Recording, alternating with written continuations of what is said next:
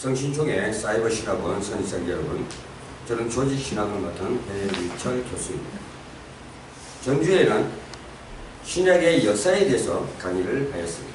오늘은 신약의 방법에 대해서 강의를 하고자 합니다. 신약의 방법은 무엇인가 하는 것입니다. 즉, 우리는 어떤 방식으로 하나님의 진리들에 대한 지식을 체계화시킬 수가 있는가. 그래서 바른 방법 세 가지 원리들을 한번 보도록 하겠습니다. 신약의 바른 방법은 세 가지 기본 원리들에 의해 나타납니다.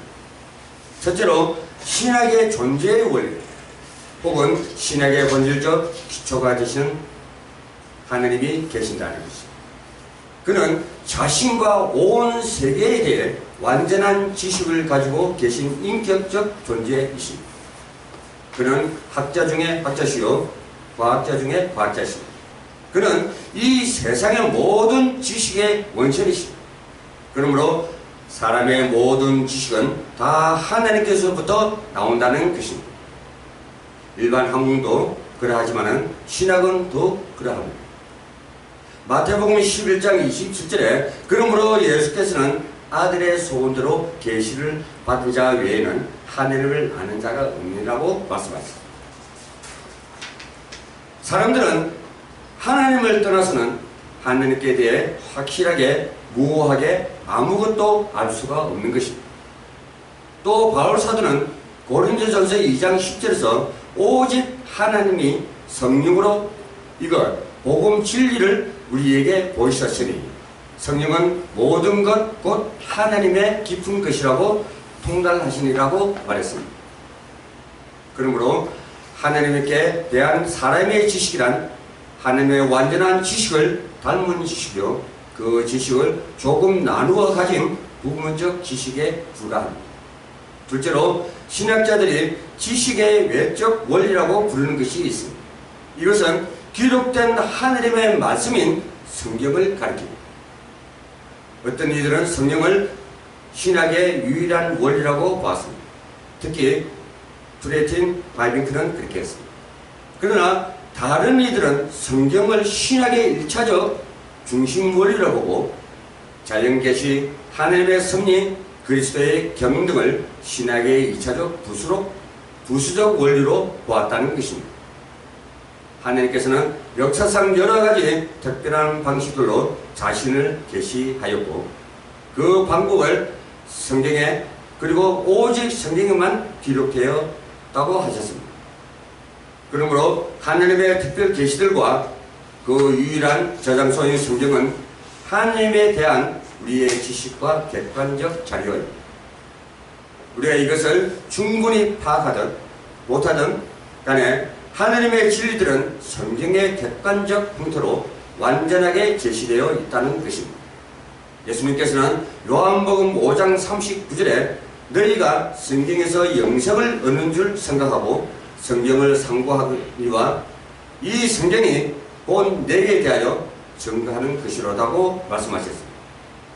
또 바울사도는 디모데후서 3장 16절에서 모든 성경은 하나님의 감동으로 된 것으로 교훈과 책망과 바르게 함을 의로 교육하기에 유익하리라고 말씀하셨습니다.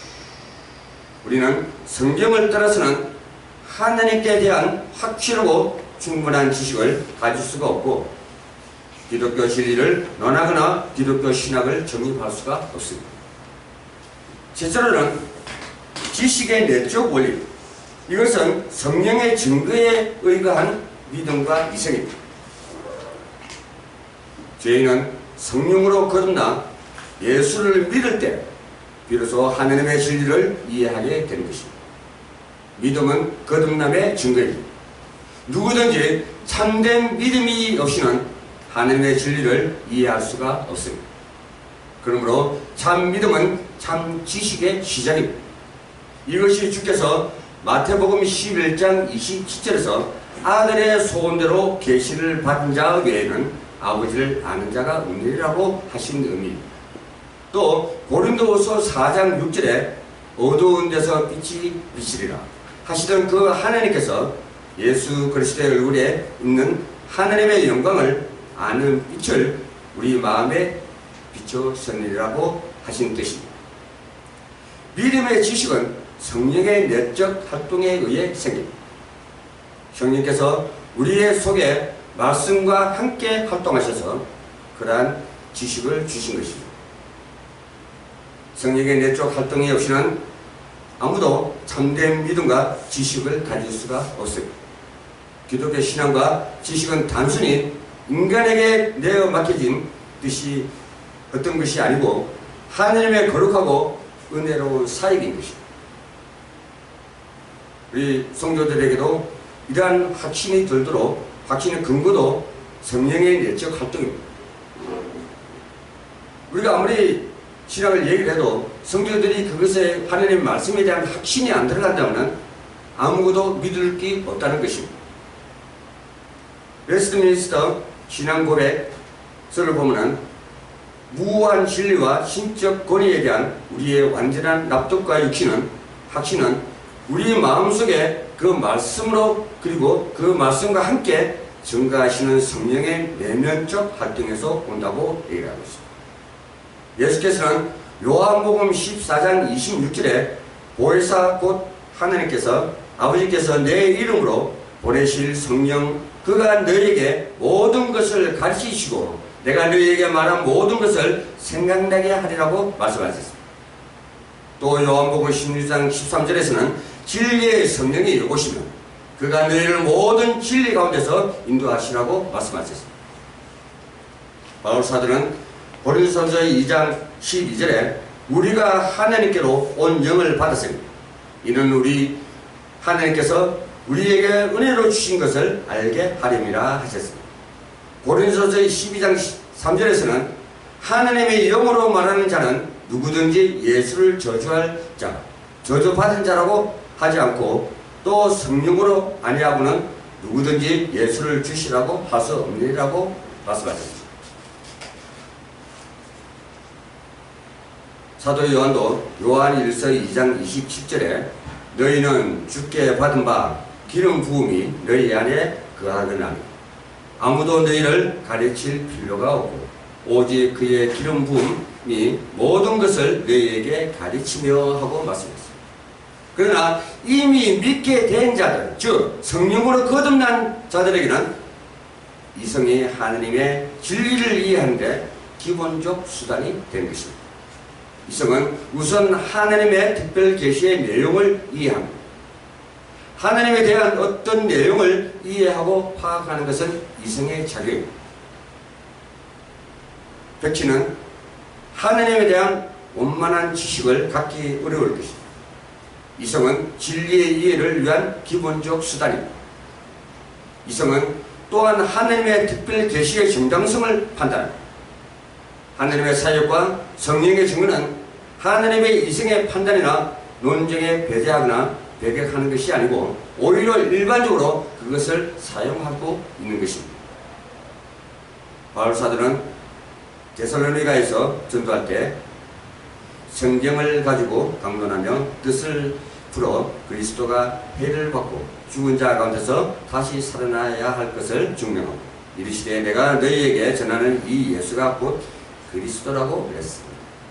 그것이 바로 사도행전 17장 2절과 3절에서 말씀하고 있습니다. 다른 곳에서도 하나님의 말씀은 강론했습니다.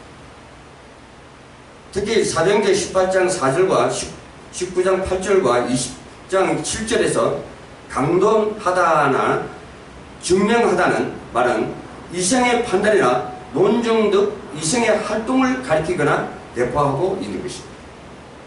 차수하치는 말하기를 성경은 도무지 상당한 이유에 의함이 없이 믿음을 요구하지 않는다고 했습니다. 모필드도 말하기를 우리가 그리스도를 믿는 것은 그것을 믿는 것이 합리한 때문이요 불합리할지라도 믿는 것은 아닙니다.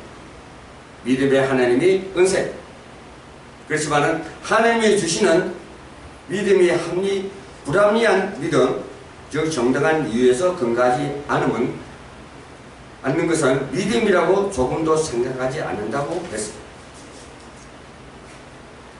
이성은 마침내 하나님의 특별 계시의 내용도를 정돈합니다. 하나님의 진리들은 논리적으로 체계적으로 정돈하는 것은 이성의 활동입니다.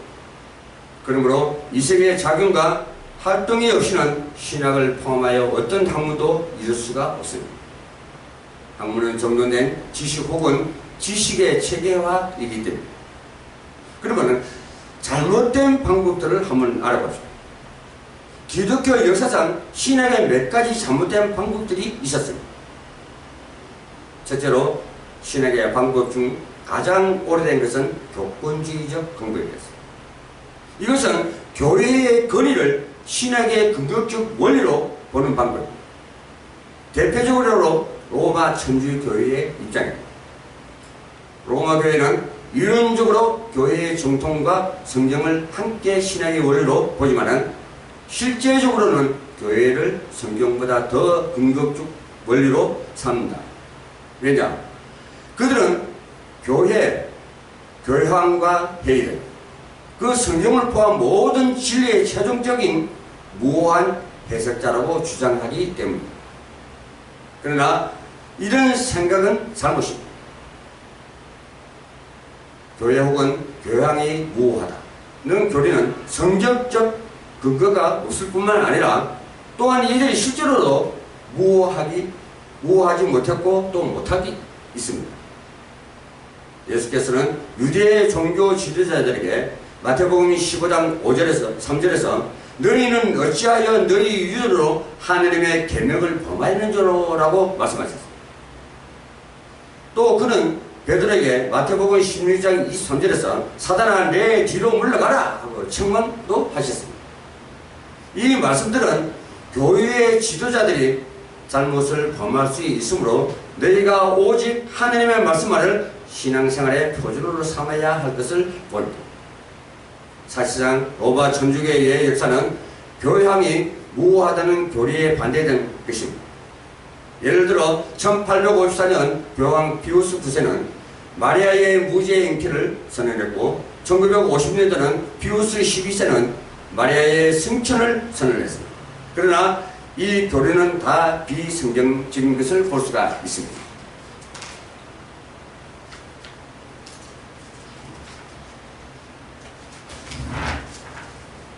사람이 우주와 우리 자신의 구주에 대해서도 다 알지 못하는데 하물며 우주와 사람의 창조자이신 완전한 하나님을 어떻게 알 수가 있겠습니까? 그러므로 욥기 11장 7절은 너가 하나님의 오면을 어찌 측량하며 전능자를 어찌 온전히 알겠느냐고 말씀했습니다. 예수께서도 사두개인들에게 마태복음 22장 29절에 너희가 성경도 하나님의 능력도 알지 못하는 거로 오해하였도다 하고 책명하셨습니다. 더욱이 자연 이성 즉 타고난 대로의 이성은 죄로 어두워졌기 때문에 하나님의 지식이 바른 원천이 될 수가 없습니다. 바울 사도는 말하기를 고린도전서 1장 21절에 이 세상이 자기 지혜로 하나님을 알지 못한다고 했고 또 고린도전서 2장 14절에서는 육에 속한 사람은 하나님의 성령의 일을 받지 아니하나니 저에게는 미련하게 보이며 또 깨닫지 못하나니 이런 일은 영적으로 분별됨이 아니다 라고 했습니다.